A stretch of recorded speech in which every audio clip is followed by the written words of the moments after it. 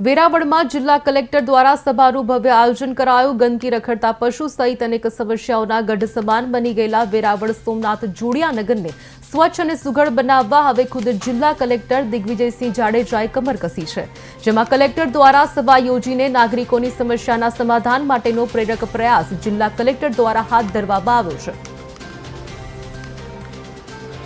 માયા પટણી બોલું છું।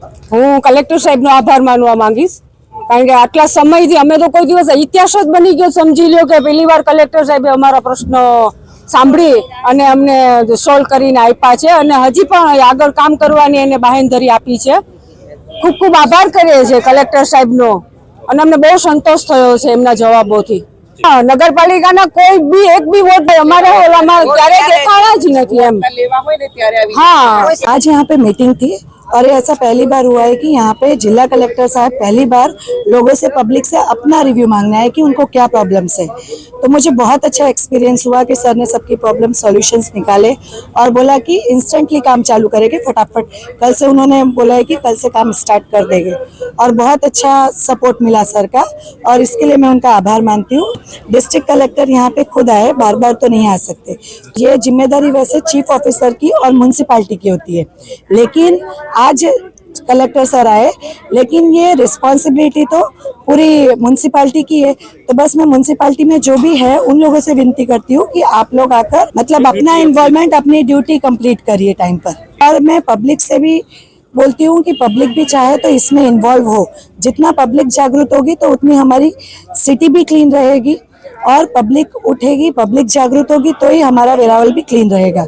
हूँ अनीश राज वेरावळथी અને વોર્ડ નંબર 7 નો રહેવાસી છું। સૌ પ્રથમવાર વેરાવળના ઇતિહાસમાં કે 2013 થી જિલ્લો કાર્યરત ત્યારથી પ્રથમવાર જિલ્લા કલેક્ટર ખુદ આવી અને લોકોના પ્રશ્નો સાંભળ્યા છે।